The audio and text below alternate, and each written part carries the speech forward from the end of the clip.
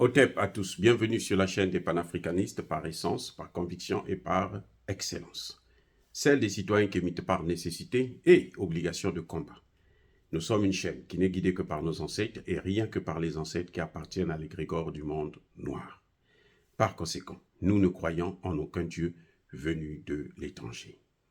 Toutefois, cette vidéo n'est aucunement destinée à inciter à la haine ou à la violence, car nous menons un combat qui est d'abord et avant tout spirituel, intellectuel et démocratique. Ensuite, il est politique, géopolitique et géostratégique. Contre l'impérialisme, le colonialisme, le néocolonialisme et l'endocolonat, qui sont tous qualifiés de crimes contre l'humanité. Nous menons ce combat sur la base du principe fondamental que nous avons hérité de nos ancêtres kémites, qui est celui de la Mahat, c'est-à-dire solidarité, vérité et justice. Vous êtes donc en droit de connaître la vérité. Nous avons l'obligation de vous dire la vérité, rien que la vérité, afin que justice soit rendue au continent africain. Et ça, c'est notre modeste contribution dans cette noble lutte en faveur de la souveraineté, la dignité, la solidarité et l'unité africaine. C'est exactement ça que nous appelons le panafricanisme.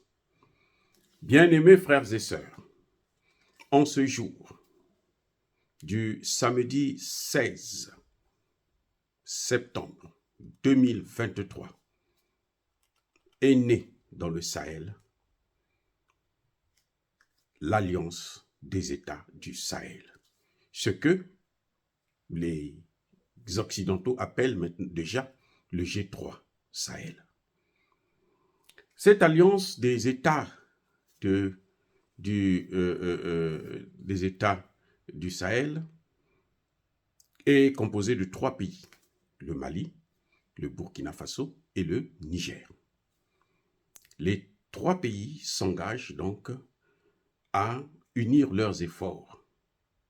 Ce n'est pas une institution internationale, ce n'est pas la CEDEAO, ils ne sont pas encore sortis de la CEDEAO, mais en tout cas, c'est une alliance qui contient dans le traité, nous avons 17 articles, parmi lesquels l'article 4 et l'article 6 qui sont les plus importants.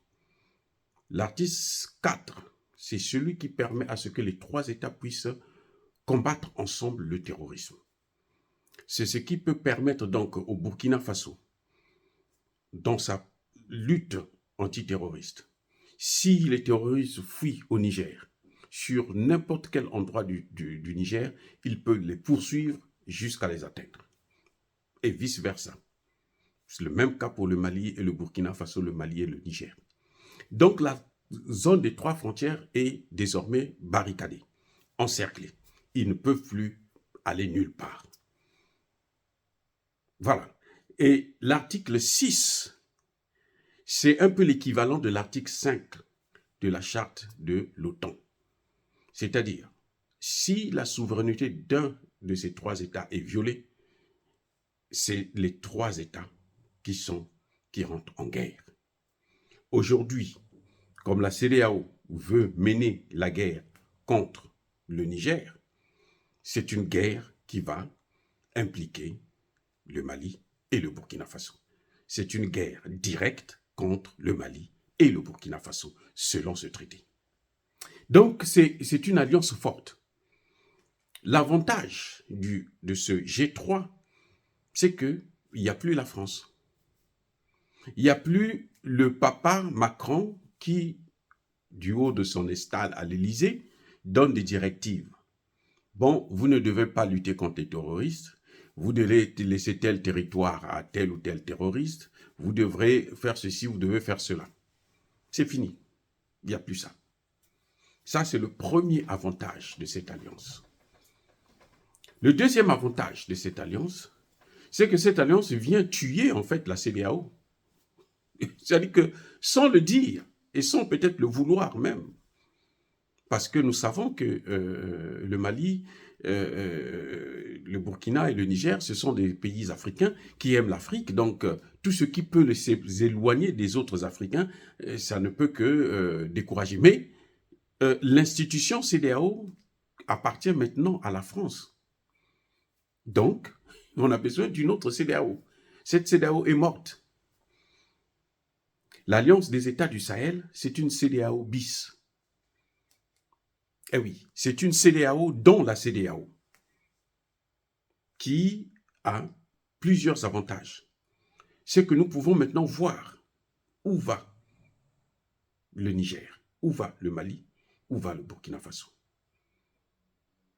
Et c'est un début du commencement de la sortie même du franc CFA. Je vais vous rappeler que les 3 pays-là, par année, produisent au moins 100 tonnes d'or. C'est assez, c'est énorme pour garantir une monnaie.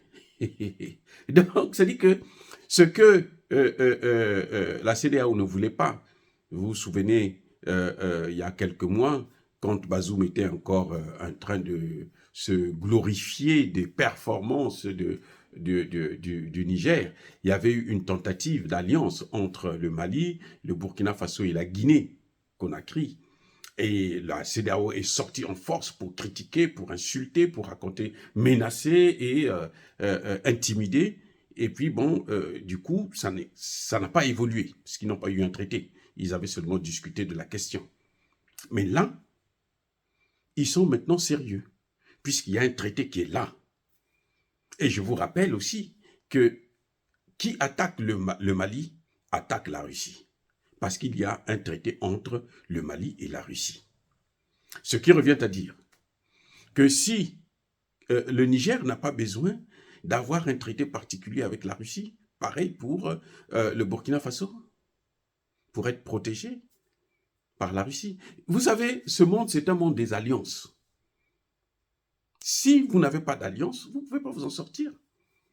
Regardez, l'Ukraine arrive à exister encore. Hein, le peu qui reste de l'Ukraine, c'est grâce à son alliance avec les pays de l'OTAN.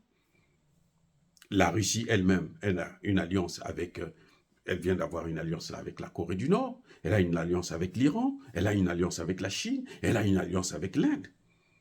Ce qui lui permet de survivre, de contourner les sanctions.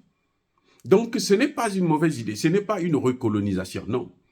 Au contraire, c'est très avantageux parce que la CEDEAO a déçu l'Afrique. La CEDEAO a déçu la jeunesse africaine. La CEDEAO nous a tous déçus. Et que si nous voulons survivre, si nous voulons vivre, il faut qu'on crée une CEDEAO bis. Il faut que cette CEDEAO puisse disparaître. Maintenant, le Nigeria, qui se vante d'être la première puissance africaine, n'a qu'à gérer la CEDEAO. Et puis le CFA. Parce que quand eux, les 3 pays là vont sortir du CFA, c'est la mort du CFA. C'est la mort du CFA. Ce que Emmanuel Macron redoutait, ce que Emmanuel Macron ne voulait pas, il l'obtient, mais alors comme un grand cadeau, hein, un cadeau miracle qui lui tombe sur les mains et sans faire aucun effort. Il obtient la sortie des pays africains de la zone CFA est en train de s'annoncer là. C'est l'amorce. Parce que ces pays-là, s'ils n'ont pas une alliance économique, l'alliance politique et militaire ne servira à rien. L'alliance, la guerre, c'est une guerre d'abord économique. La guerre a d'abord des objectifs économiques. Il faut le savoir. Toute guerre, les premiers objectifs d'une guerre, c'est des objectifs économiques. Lorsque l'Allemagne occupe la France, pendant la Seconde Guerre mondiale, l'Allemagne installe le système monétaire comme celui identique au CFA, où c'est la France l'Allemagne qui devrait fabriquer le franc français et qui devrait contrôler la monnaie française, la garantir, ainsi de suite. C'est d'ailleurs ce système-là que le général de Gaulle, un escroc, un autre criminel, a pris pour instaurer avec les pays africains. C'est pour ça que nous appelons ça, le CFA, comme étant une monnaie nazie. Bref, cette nouvelle alliance est une alliance vraiment de l'espoir de l'Afrique, l'espoir de tout le continent. Parce que cette alliance-là, vous n'avez plus les puissances colonisatrices, les puissances esclavagistes, les puissances qui ont passé leur temps pendant 60 ans ou plus à nous écraser, à nous piétiner, à nous empêcher de nous développer.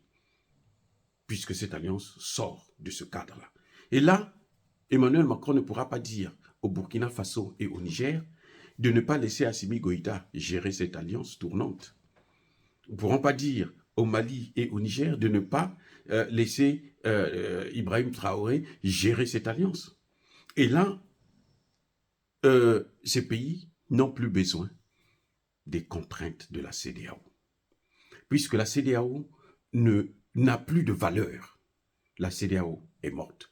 Et c'est la seule chose que Embalo Sissoko a reconnue. La CEDEAO est morte. Qu'elle intervienne au Niger ou qu'elle n'intervienne pas, la CEDEAO est terminée. C'est ça, la mort de la CEDEAO. Et nous félicitons les dirigeants, les diplomates, les ministres des Affaires étrangères de ces 3 pays pour ce qu'ils ont fait. C'est ce que l'Afrique attendait. C'est ce que la jeunesse africaine attendait. Et nous estimons que la Guinée va aussi rentrer dans cette alliance. Parce qu'il faut bien que la Guinée comprenne que en ce moment, ce n'est peut-être pas son tour, mais son tour arrivera. Vous voyez ce qui est arrivé au Mali? C'était d'abord arrivé en Côte d'Ivoire, avec Laurent Gbagbo. Ils ont massacré Laurent Gbagbo, et Laurent Gbagbo était seul. Et il n'a pas pu s'en sortir. C'est pour ça qu'on l'a mené à La Haye. Par la grâce de Dieu, il a pu s'en sortir de La Haye, vivant.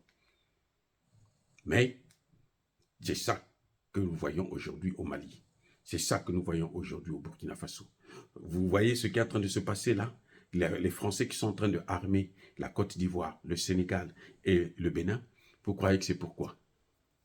C'est pour introduire, installer les terroristes qui vont non seulement gérer la Côte d'Ivoire, parce qu'ils vont faire des carnages en Côte d'Ivoire, puisqu'ils vont chercher à les faire rentrer de la Côte d'Ivoire, le Sénégal et le Bénin. Ils vont chercher à les faire rentrer au Togo, au Ghana, en Côte d'Ivoire, au Sénégal. Mais l'objectif, c'est d'abord être à côté du Sahel et puis continuer à injecter des terroristes sur le territoire sahélien. Mais ces armées sont tellement aguerries maintenant que nous avons confiance du succès dans la lutte contre le terroriste. Donc, ce sont des pays-là, la Côte d'Ivoire, le Ghana, le Bénin, le Togo, le Nigeria, qui vont subir encore des graves attentats terroristes. Dire cela, c'est inciter à la haine ou à la violence. Non. Yaba colère Yamalem. Encore une fois, bien-aimés frères et sœurs, nous félicitons ces 3 pays et nous pensons, nous estimons qu'ils vont aller plus loin jusqu'à la sortie du franc CFA, afin de prendre le contrôle même de toute la souveraineté, car la souveraineté commence par la souveraineté monétaire. Bien-aimés frères et sœurs, soyez bénis. Soyez abondamment bénis. Je persiste et je signe, par le Dieu de Kémit et par nos ancêtres angélisés. Mais que tous ceux qui persécutent le continent africain le pillent et le déstabilisent, qu'ils soient noirs, blancs, chinois, arabes, indiens, ou qui qu'ils soient maudits, punis, foudroyés, neutralisés, écrasés, effacés par ce Dieu de Kémit et par nos ancêtres angélisés. Vive l'Afrique éternelle. J'ai dit et j'assume.